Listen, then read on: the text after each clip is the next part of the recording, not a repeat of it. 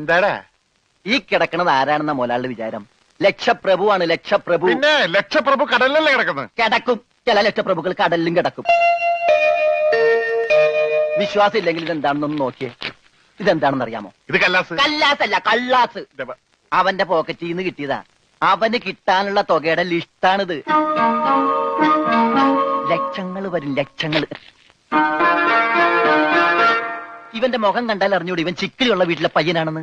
ഇവനെ രക്ഷപ്പെടുത്തിയ പകൽ ഒരു 5 ലക്ഷം രൂപ നമുക്ക് വാങ്ങിച്ചെടുത്തൂടെ? ആരോട് മേടിക്കും? അവന്റെ ഡാഡിയുടെ കയ്യിൽ നിന്ന്. തന്നില്ലെങ്കിലോ? കടപ്പുറം ഇളകും, കുത്തിപ്പിടിച്ച് വാങ്ങും. ഡാഡി നിനക്കറിയാമോ? അത് മമ്മിക്കറിയാലോ. മമ്മി നിനക്കറിയാലേ? അത് ഇവനറിയാലോ. ഇവനാരടാ? അത് അവർക്കറിയാലോ. ആർക്ക്? ഡാഡിക്കും മമ്മിക്കും. ഡാഡി മമ്മി ആരടാ? ഇവൻ ആരാണെന്ന് അറിയാതെ അവരാരാന്ന് ചോദിക്കാൻ പറ്റുമോ? ഇവൻ ആരാന്നറിയാൻ ഒരു ഐഡിയ. ഇവന്റെ ഒരു ഫോട്ടോ എടുത്തിട്ട് ഇവനെ തന്നെ കാണിച്ചിട്ട് ഇതാരാന്ന് ചോദിച്ചാ പോരെ? അപ്പൊ അവൻ പറയില്ലേ? ഇല്ലേ? ഇല്ലെങ്കിൽ ഫോട്ടോ കളഞ്ഞേക്കാം.